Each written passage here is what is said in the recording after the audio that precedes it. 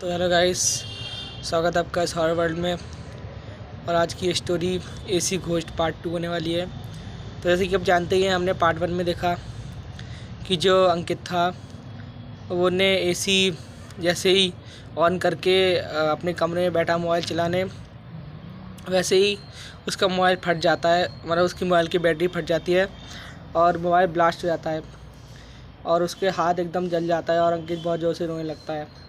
तो उस कमरे में अकेला अंकित नहीं रो रहा था, साथ में 5 आत्माएं भी रो रही थी। अब आज इस बात का पता लगाते हैं कि वो आत्माएं कौन थी। चलिए दूसरा भाग शुरू करते हैं। तो अब अंकित बहुत ज़्यादा डर जाता है। उसको 5 लोग की आवाज़ सुनाई दे रही थी पर कोई दिखाई नहीं दे रहा था। अंकित ने बोला, कौन है जो रो रहा है, सामने क्यों नहीं आते। उसको एक की आवाज़ आई, तू हमारे सामने आ। अंकित ने बोला, मैं तुम्हारे सामने हूँ। अंकित को पीछे से जोर का धक्का लगता है और उसकी नींद जोर से खुलती है।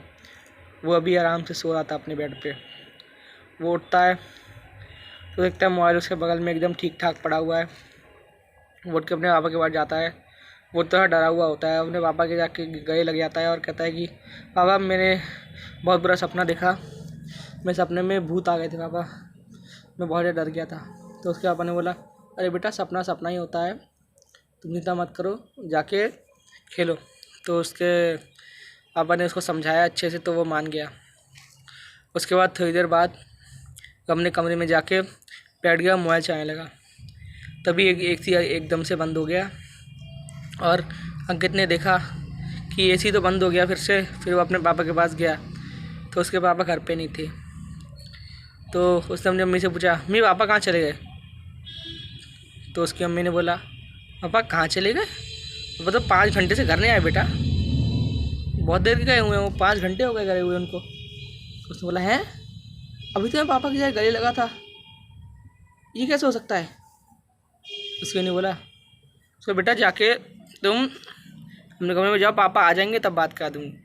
उसकी मम्मी सोच रही थी शायद ये डरा हुआ है और शायद ने कोई बुरा सपना देख लिया है। ये मेरे पास आके बोल भी रहा था, पर ये मुझसे नहीं बोल रहा था, पता नहीं किससे बोल रहा था, किसकी तरफ मुँह करके बोल रहा था।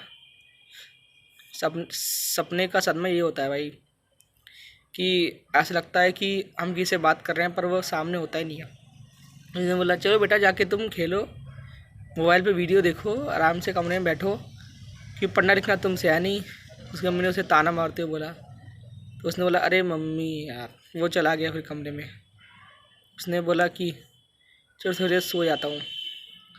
फिर एकदम से उसके कमरे का दरवाज़ा बंद हो गया और एसी से बहुत तेज तेज आवाज़ आने लगी। उसने देखा एसी के पीछे किसी की परछाई थी। वो जैसे ही उस परछाई के पास गया, उस परछाई ने एक हाथ बाहर निकाला और उसे अपनी ओर खींच लिया।